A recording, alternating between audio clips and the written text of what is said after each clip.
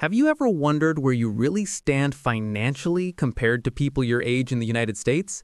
Are you ahead, behind, or somewhere in the middle without even realizing it? Because when most of us look at our bank balance, we don't just see numbers. We see fear, pressure, anxiety, and that constant feeling that maybe everyone else has already figured things out while we're still trying to catch up. Today, I'm going to show you the truth, a truth that might surprise you, maybe shock you, but definitely guide you. I'm Clary Wealth Hub, and in the next few minutes, you'll understand exactly where you stand in America's real financial landscape. Not the Instagram version, the real one. Most people believe their bank balance defines their financial success. But here's the twist. Your bank balance doesn't tell the whole story. In fact, someone with just $2,000 can be in far better financial shape than someone with $15,000. Sounds strange, right? But that's how money works in America. Your income, your spending habits, your debt, your savings rate, all these pieces come together to create your real financial picture. And today, we break that picture down layer by layer. Let's start with a number that surprises almost everyone. The average American between 25 and 35 years old has only about $3,700 to $5,200 in their bank account. That's it.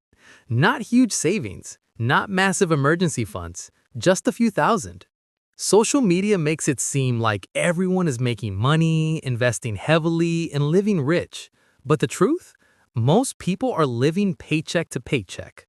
So if you have even $5,000 saved right now, you're already ahead of half of America. But having money isn't the full story. The real question is, how do you manage your money? Think about this.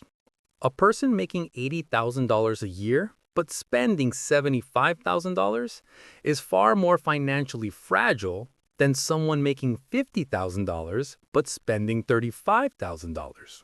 Because wealth isn't about how much you make. It's about how much you keep. The gap between your income and spending is everything. That gap determines your freedom, your opportunities, and your financial safety. If you want to know exactly where you stand, right now, do a simple test. Write down your total annual income. Then, write down your total annual spending. If your spending is under 70% of your income, you're doing great. Between 70 and 90%, you're average. Above 90%, you're too close to financial danger. Most Americans fall into that danger zone without even realizing it, and that's why they feel stuck. Their numbers betray them. Now let's talk about debt, America's silent financial killer. But not all debt is bad. Student loans, mortgages, car loans, these can be manageable. But high-interest credit card debt? That's the trap. It grows quietly, then suddenly. If you have zero credit card debt, even if your savings aren't huge, you're already doing better than 60% of Americans your age. In the US, money problems don't start because people earn too little. They start because people spend too much. Saving is important, but saving alone isn't enough. Inflation quietly eats your money. If your money isn't growing, it's shrinking. A person who invests even $200 a month will be far ahead of someone who saves $10,000 but never invests it. Real financial growth doesn't come from stacking money. It comes from compounding money. And compounding only works when you invest, even in small amounts. Here's a hard truth. Income isn't the main problem. Lifestyle is.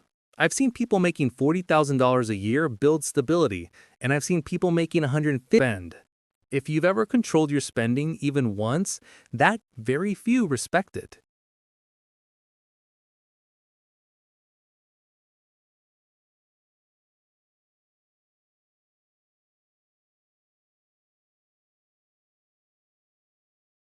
The real question isn't how much money you have today.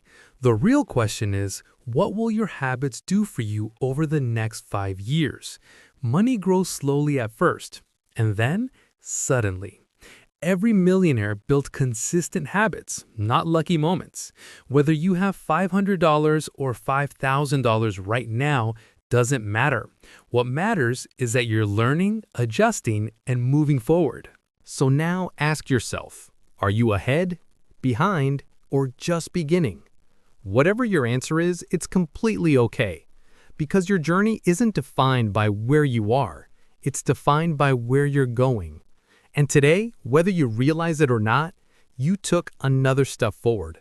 I'm Clary Wellpub, and if you want the truth about money in America, the things people don't talk about, you're in the right place.